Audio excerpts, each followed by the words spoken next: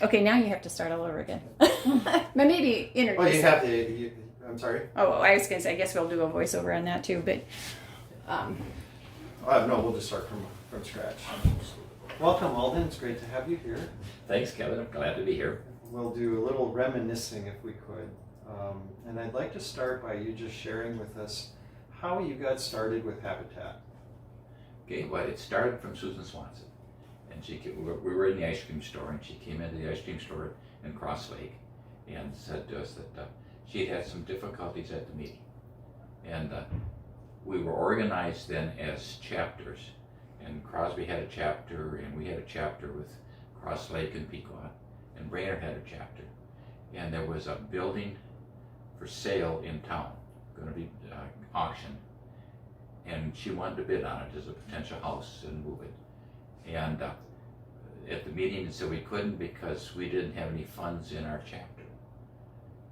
And so she thought that didn't make any sense, but that was the way it was ran. So I came in and we met came to one of our meetings and met the other people.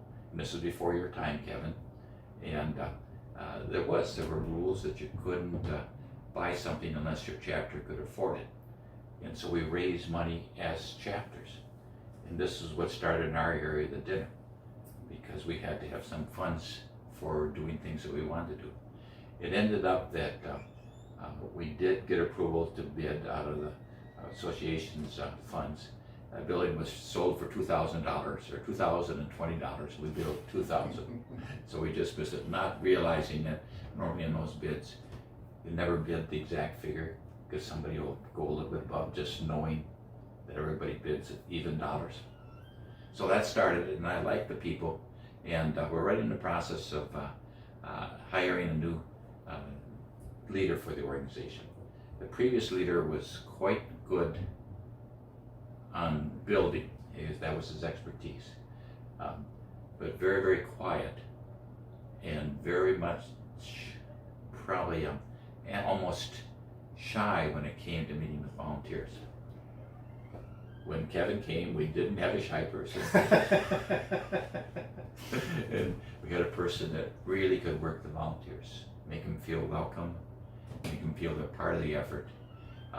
I used to like to watch him on site because at the end of the day, he would go around and thank each individual for coming, thank them by name, and then wish them they'd come the next time. And so they felt appreciated. Previously, it was if you showed up, it was okay. If you didn't, it was okay. And I don't think, I think John was his name. Is that right? That's correct. I don't think he ever learned my name. Hearing all the time. And Mary and I would always show up, and it just wasn't a skill that he had. Now, I have to always kid Kevin about this. When we talked about hiring this person that was mentioned, he was a scout executive, and that had been his past experience. And so we always kind of knew that he'd be trustworthy, loyal, helpful, friendly, courteous, kind, obedient, cheerful, brave, clean, and reverent. And he was. And we were really pleased with Kevin right from the start. That the organization just changed almost immediately. Kevin had visions. With the previous guy, we just did. Okay, here was this building that had to be moved. Okay, we move that. But there was no vision beyond what we're going to do today. Kevin came in as we're a small organization, and I'm trying to think back how we even financially existed, Kevin, because we had staff to pay. Now the hospital helped us a lot. And on the board they had the hospital representative was the chair. And then the sister, what was her last name? Sister Vivian. Sister Vivian was always present. Norson had a member on the board, and they were a supporter. The casino had a member on the board, and they were a supporter. I think they were probably doing quite a bit of help with their buildings, which we used to finance the operations. And so it was just, Kevin made it an active organization and a fun organization, and we started to do things. Now my memory of what we did initially was the hospital donated some buildings they had on the parking lots that they had, or land that they had purchased for parking lots. And so then became an opportunity to move these. Sister Vivian had found out about the organization and had her idea that would be good for Brainerd. And she helped by donating these buildings to Habitat. And so then that's where we started. Well, Kevin, that's maybe more answers than you wanted. No, thank you. Well, you and Mary invested a lot of time, not just in raising awareness and raising funds, but you spent a lot of time building. Yes. And what was it like being able to work with the partner family who had to invest time? But that was kind of a reward in itself, because they would come, and many times single mothers, and not experienced in building, but eager to build. And so it was just kind of fun to have them on the site, and have them part of it. And then they'd come, and each day they'd be so excited about what happened, and they could see their building coming. When we first started, we didn't have an on-site supervisor. Kevin, you did some of that. Some of the people that were knowledgeable did some of it. We ended up with maybe disagreements as to how to build the next step. And waiting for Once or twice. waiting for Kevin to come and say, okay, no, this goes here and this goes here, and this is how you put the door in. And then Larry came, and then the organization went much better on site because he knew how to build, and he could tell us, okay, this is good enough. No, you got to do a little better over here. Larry was a very patient and very good teacher. Yes, he was. Soft-spoken. And I think we liked him on the site, and he never belittled anybody. We had various levels of skill, and that fit all right with Larry. You know, some could do things, some couldn't, and he had patience to show them. And he had kind of good sight too. He would kind of pair us up. Somebody that had a little experience would be paired up with somebody that didn't, and so we felt comfortable. Alden, one of the big changes that took place in the time that you were with us on the board and then beyond the board as a volunteer was just the evolution of the Restore. And I remember you being a very important part of the decision-making process of locating where we are today. What do you remember of that experience? Well, let me tell you my thoughts on the first Restore. We had the person, the Volunteer in America person, and what was her name? A little short girl, but yeah. Susan? No, not Susan. It's on the tip of my tongue. I will get it. us old guys can't remember, but Allison Jones. And she was just an eager person, and she started this idea. We had the building you got a grant for, and it was storage for our supplies. We started to use a little corner for her idea about donated things, and we can sell those. And I think you were supportive of it, had a vision for it, but she was the energy, and she was the structure. So there's a difference between having an idea and being able to put it on paper, and that's what she did. And it was so much fun because every day something new came in. And at first the layout, we didn't need very much space, and so it was good. And then pretty soon we needed more space there, and pretty soon there was more space. And we got on the idea of trying to use the cube. So you use not the floor space, but the height. And then you got some supporting structures and some racks, and so we got things going up. It still was kind of helter-skelter because wash machines are on the left and some wash machines on the right, depending on what was available for storage when it came in. And then next thing it knew, it grew to things outside. And so there were piles of things over here and windows over here, and then some temporary shelters, and then some more semi-trailers. Yes. And pretty soon there was a whole collection of storage for vehicles in the back. And so it was kind of successful, I think.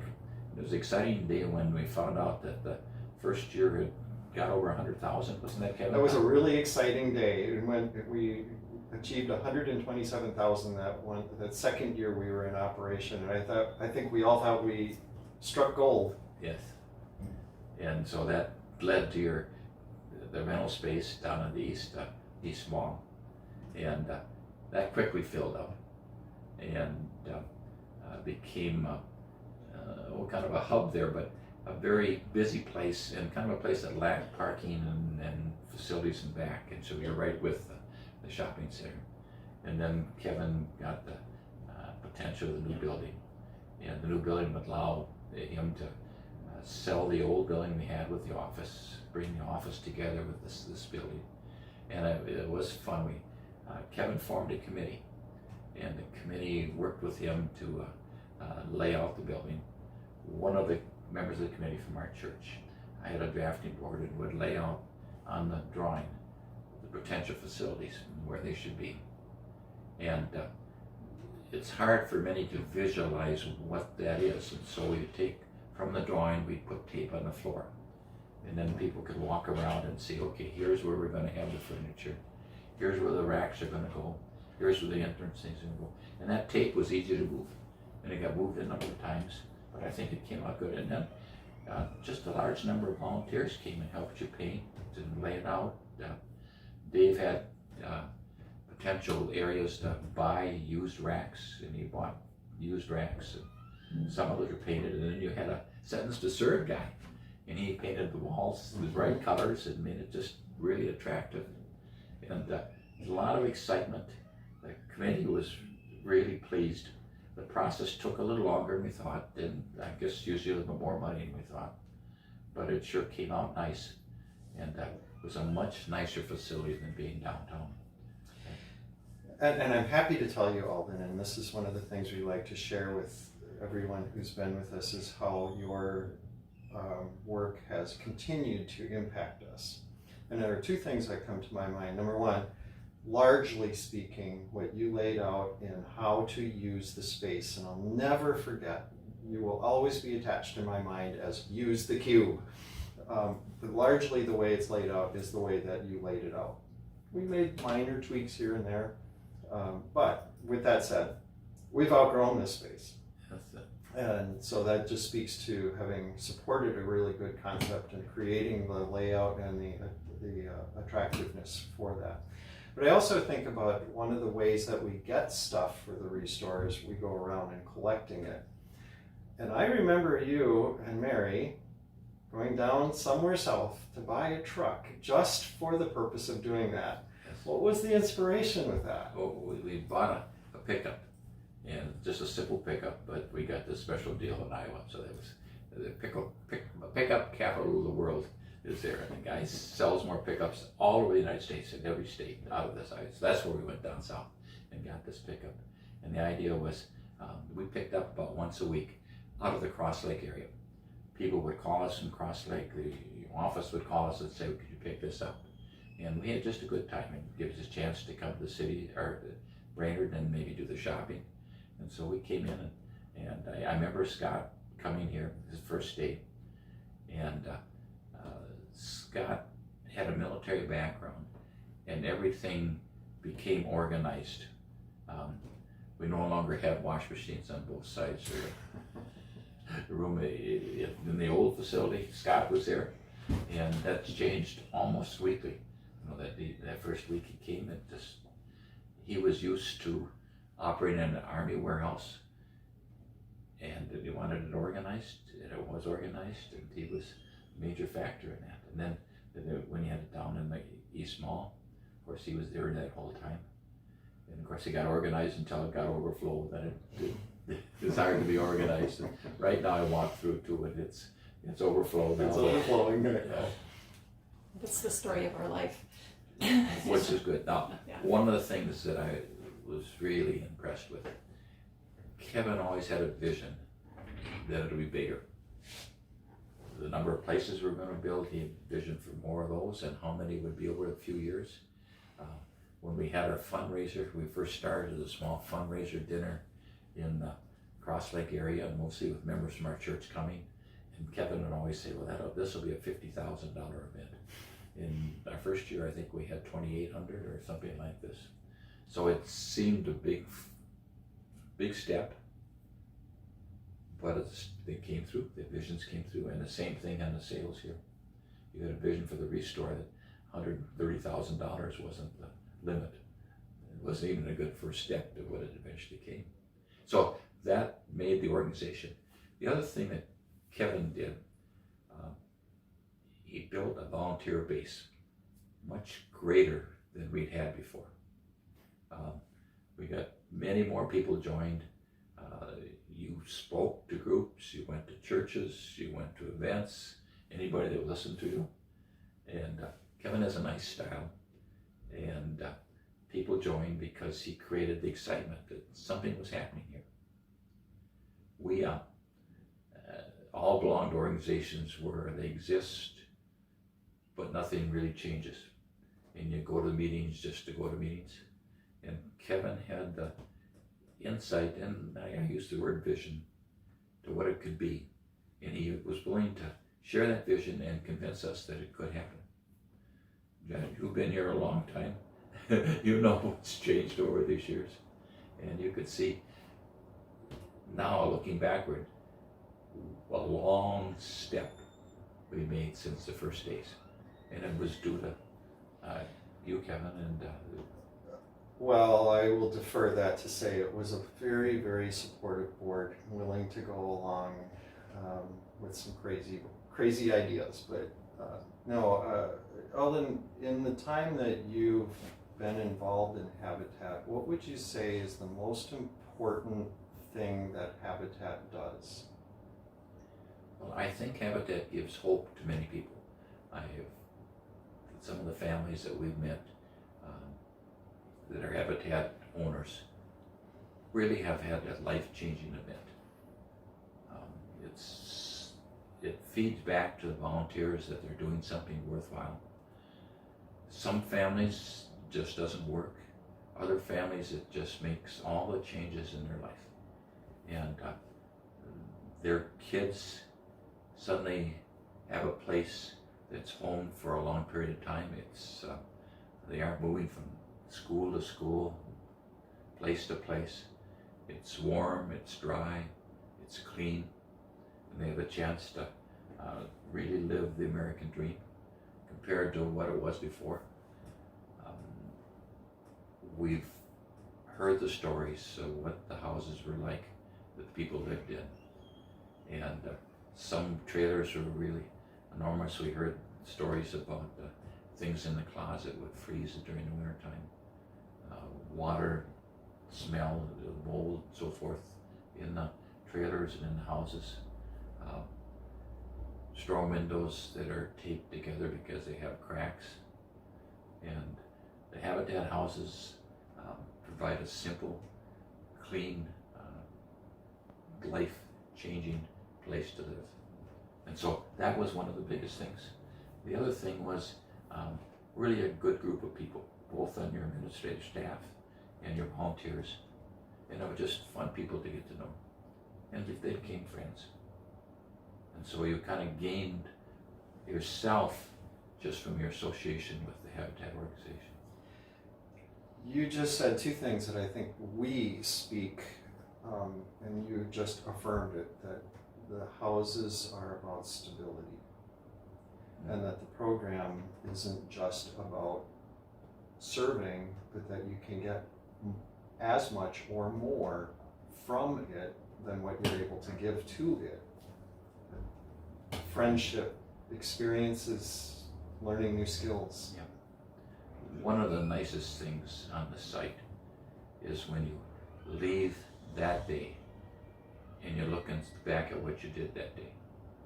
Maybe it's simple, maybe it's just putting foam on the walls, maybe your time today was to help put up some sheetrock, but it's changed because you were there. Mary and I like that. We especially enjoyed putting up vinyl siding. We did that a number of times. And even falling backwards on a ladder. Yes, that's right. And that goes very fast. And it looks so nice when it's done. And so you can work one day and get maybe 2 walls done, and yet they look so nice. Just a series of simple steps. And so we enjoy that a lot. Did you, Mary, take the time to drive by some of the places that you had a hand in long after? Yes, we've gone to the couple of the ones. We go by the one on the road to Pequot there, down in the valley. Yep. And it was, the difficulty was that place was it was right on the highway. But the good thing is the owner planted a lot of trees, and now the trees are 20 feet higher. So it's kind of secluded, and it's just kind of fun. Well, and here's a mark of time. She's almost done paying off her mortgage. Is that right? What a neat thing. Mm-hmm. Well, that build was a fun build because at a time for a number of years you had college kids come for their week, and that one Larry and I were there, and we were greeting the bus, and the first girl got off, and the second girl got off, and the third girl got off. We kept going, and 9 people got off. 8 of them were girls, which was interesting to us, and then one guy, and they were so willing workers. We have a fun thing because I would tell them, okay, now remember when you grab the hammer, you grab at the end, but we'd always look and we have our back turned pretty soon they're up at the front. We'd say, no, hand at the back of the hammer. And one lady said, can I use the saw? And we said, well, yes, you can use the saw. She said, my dad would never let me use the saw. He didn't believe that I could work. And it was really a cold week. There was one girl that wore a scarf around her face, so I never saw her face until the last day. Larry and I took them out to the restaurant, and we talked some length, and I think out of those 8 girls, 7 were pre-med. So it was one of the smartest groups we probably had. And then the most fun, and of course, they're staying up at Brainerd, and this is different from, I can't remember where they're from. It might have been Chicago. And we asked them, well, what are you doing? She said, well, there is bowling in Brainerd. And they would stay in the churches.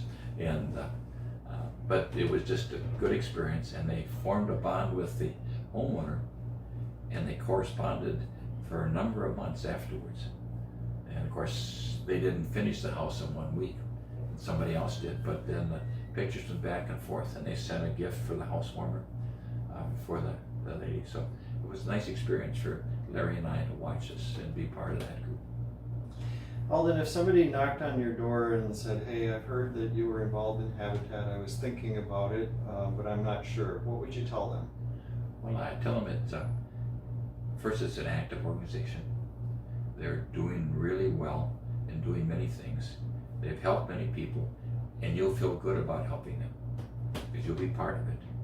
You'll meet nice people. People will meet, and the organization is a strong organization, so the same people come back year after year. So we had a large group. I think the group of ladies that ran the dinner, I think it was 10, 12 years that they worked together. And so it was always fun to come together, and another season, we got to have the dinner. Of course, then it was always about deer getting season, so that meant the summers you worked on the dinner to get ready for the big banquet.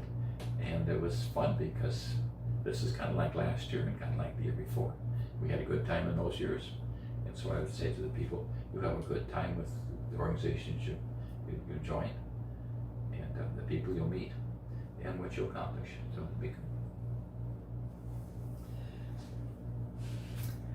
if there was like one thing that you would pick out as to what, you said you were approached by Susan Swanson to be more active in the chapter, but is there one reason why you would choose being involved in a housing organization over any other organization? I mean, you and Mary have a lot of volunteer. I mean, you helped start the Cross Lake Library and things like that, but what would be the big thing about the housing part that would draw you to be involved for the last 30 years? Well, I think the idea was that we did make a change. Something happened because we volunteered. In the organization during this time, Kevin has more up to date, but probably has over 100 houses during the time that we were active. Kevin, how many is it now? Well, there were 12 completed in 1997, and now we just finished number 122. Okay, so it's 110 or something like that. And you could see this happening and making a real difference for many families. And it wasn't just a minor thing, and it just didn't help today. It changed their life for many of those 112 people. Some didn't work for them. Other family difficulties and so forth caused them to leave the Habitat house, but most of them it did. And we heard so many good stories. So that would be one of the things that we felt was an organization that was working, that was getting results. People had life changes because of something the organization did. So that would be my answer to that. So is there, so that's why you decided to volunteer with us, is because you saw the life change that it made for people. Is there one, and you talked about the girls up at the Rosa House, and is there one, like, if someone said, oh, what about Habitat? Is there one funny thing or one very amusing thing or ironic thing that would pop to your head if somebody said, what's the first thing you think about when you think about Habitat? Well, I'll give an example of when we started the dinners. We were so excited to sell 60 tickets. It seemed like, oh my gosh, we reached an impossible total. And then to come back and go to many dinners where 300 tickets are sold, and the money raised and the prizes donated are so much larger. Then you say, okay, that is a change. And that was fun to watch and fun to be along for the ride, so to speak, to see the changes. We loved the setup time. It was, when you set up for the dinners, there was so much excitement that day. It all kind of collapsed into that 6 hours to get ready. And so much buzz and excitement, and a new donation would come in, or somebody would offer something that we hadn't thought of before. And the spirit was so high among the volunteers, because it kind of is a climax of what we had worked on for the last 3 months. And so it was just a really good feeling. And then of course we'd go home, get dressed up and come. And the dinners were always successful. They always were organized well. Kevin and the others of the staff just did a nice job. So people left feeling good about the dinners. And we felt good on the organization of putting them together. So that was one thing I think that both Mary and I really liked. Well, in the dinners, you said you wanted to make 2,000 or whatever it was your first year.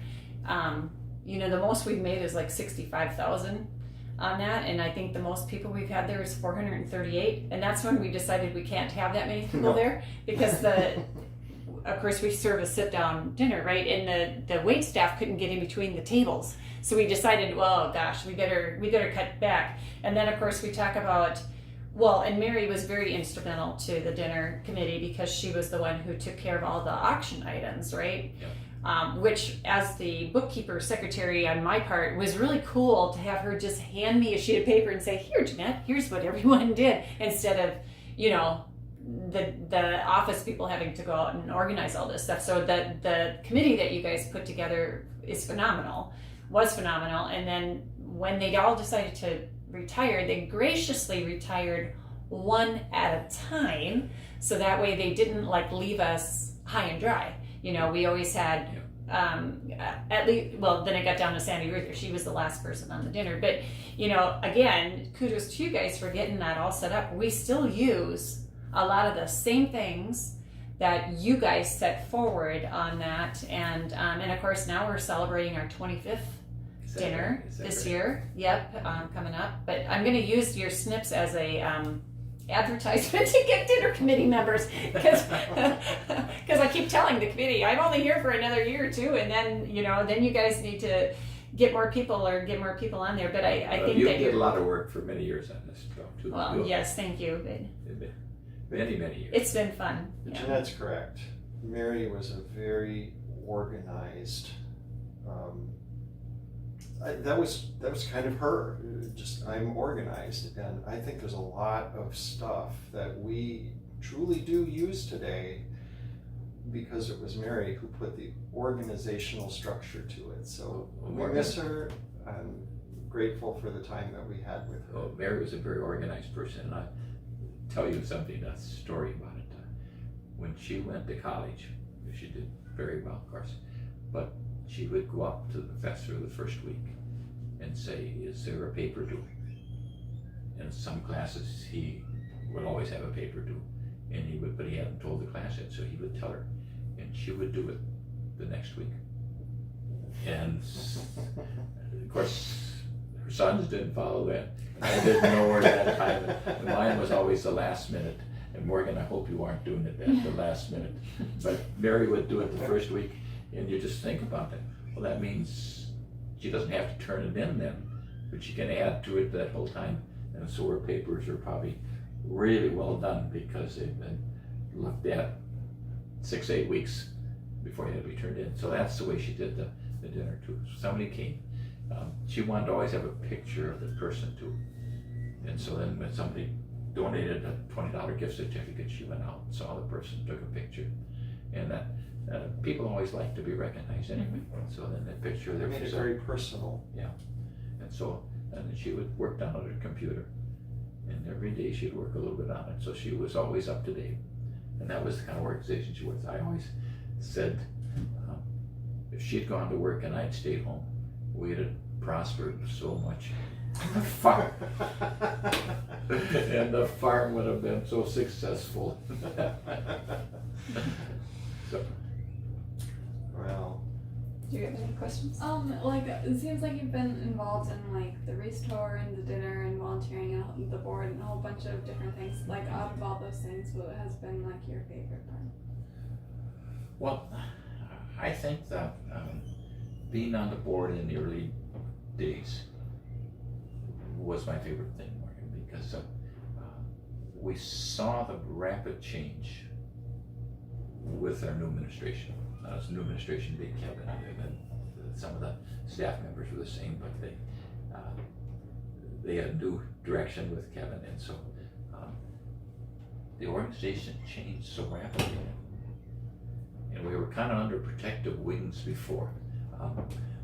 I guess must have been the director of the hospital was the chairman of the board, and so they kind of felt they had to keep their eye on what was going on, and so it was another duty assigned by their job description at the hospital was to run the Habitat board, and the same thing with Northsun. They had a person on here, and so suddenly that changed during the time I was on the board. So pretty soon the volunteers had taken over, and they weren't under the wing of somebody else, and the organization kind of stood on its own feet. But it needed that support initially, because it wouldn't have existed if we called volunteers together and said, it just would have been overwhelming. So that was a fun thing to be part of it, looking back and seeing it change. And people like to see successes. So it was fun to see it successful. And we thought we had really good successes because year we built the 3 houses in a year, and that was a good year. And it was 5 houses, and that's quite an accomplishment for our organization. And then Kevin would say, we ranked pretty high in the state. A couple times I think you said we were 2nd or 3rd as far as association that built houses. Of course, we couldn't compete with the Twin Cities, but I think we were up at Duluth many years. every year. Every year. And so this was pretty good for this small town. Now, we did have one advantage. We had a lot of retired people that had time. And so in this area, then those like to do things. And so they were willing to volunteer and be part of it. But that would be my most exciting thing. Do you ever expect the success that it has grown to now when you first started? I think Kevin had the vision that there could be this much, but I don't think the rest of us saw that. We were still caught between what are we going to do today versus what's going to happen in the future, and how do we get things together. Sister Vivian had this philosophy, God will take care of us, and it did kind of work. I can remember one story, maybe just before Kevin's time, They had the first house they built, and they ran out of shingles, and there were no more shingles. And of course the board met, what are they gonna do? And money wasn't available. And then she said, it'll be all right. And 3 days later, a stark contractor called and had shingles, and they were the right color. And so he gave it to us. I think that was enough to finish with just a half a bundle left or something like that. And so that was kind of she told that story many times to us. I'm sure Kevin heard that. She always called that the miracle of the shingle story. And so that was kind of her belief in the organization in the early 80s. I don't think Kevin today would start a house thinking, okay, I'm going to count on the miracle of the shingles to finish the house, put half of them up and wait. Well, Alden, I think there's still plenty of faith that we're going to get done what we say we're going to get done, and that we're going to have the ability to do it, but it always works out because it is a faith-based mission, and we have to have that trust that we're doing the right things in the right way. Kevin did another thing to this quite anyway. He developed the idea of tithing, and so we were going to support Guatemala all the way, and I think you have all the way through, Kevin. We've actually added Haiti to our tithe group too, and Okay. One of those very first board meetings, we had to make a decision of complying on the last checkbox on a Habitat International grant, and that was to tithe. And the discussion was about, well, what do we do and what does this mean? And I remember Sister Vivian listening very quietly, and at one point there was a break in the conversation, and she says, well, tithe means 10%. And I remember all of you saying, well, then that's what we're doing. It's taken us a long time with some hard work, but we're very, very close to a full 10% tithe. And we have that conversation and that vision from Sister Vivian and the board at that moment to thank for that. Yeah. It's been a very important part of our purpose and our mission. Well, it started then and it's lasted all this time. That's it. Good objective.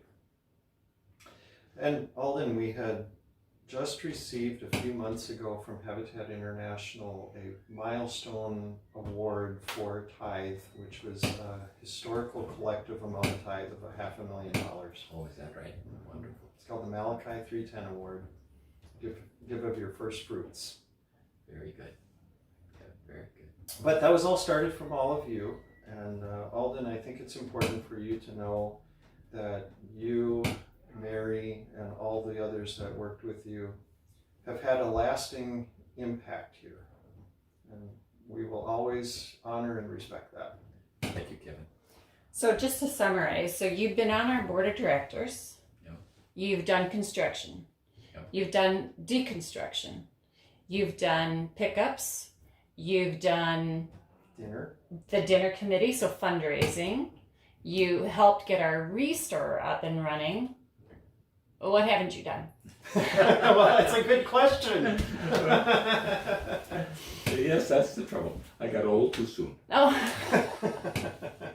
you're never too old. And now, Mikey, you're going to make me sing, aren't you? We had this conversation on the phone. So, yeah, so what about, so the only thing I can think of that you haven't maybe participated in, or I just don't know about it. So did you ever get involved in the family selection? No, I didn't. And it was never on the committee for that. But you got to work with plenty of the families, Yes, though, I did. so that's good. Yes. Yeah. And worked in the houses with them. So you were actually, I wouldn't say that you weren't necessarily with family selection, but you were more family support. Could be, but I enjoyed meeting them, and it was a good experience. You know, it's a good experience working with them. I was impressed with the families. And many of the families worked, not only their sweat equity, but helped us on other projects. So it wouldn't be unusual to have a family from another house, their house, come and join you on a new project. And work here at the Habitat office too.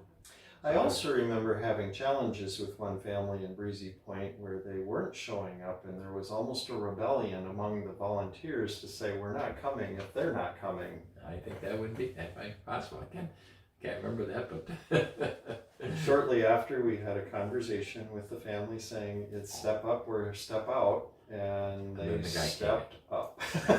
They were there every day after. I think I remember that now too, Kevin. Well, Alden, thank you so very much for the time with you today. If there's anything in parting that you'd like to share with anybody, if we take that piece, that clip, this is the opportunity. Well, I've been impressed with the organization. It's been an active organization. It has accomplished a lot. The people are friendly people who work well together. I remember when you had all those, Volunteers for America. I think they had left here after their year feeling good because they'd learned things. The staff welcomed them, and so their knowledge gained. And Morgan, I don't know how it was with you, if you've had a good year here with the Habitat, but I think all of them felt that it was worthwhile. One changed her life because I think she married a volunteer, wasn't it? She went from Northside, wasn't that? Yes, they met at a dinner and they celebrated their 10th anniversary at a dinner, and they are thriving as a family and very strong supporters of Habitat. Morgan, you only got a couple more weeks if you're going to find your the architect at Northstrong. You got to move fast. But she had. So I think I feel it was a good opportunity for me, one that I enjoy, and so I think others will find the same thing. So thank you, Kevin. Thank you for the chance to visit today. That's always a pleasure. Thank you. Good, yeah. Unless there's any other. Wonderful.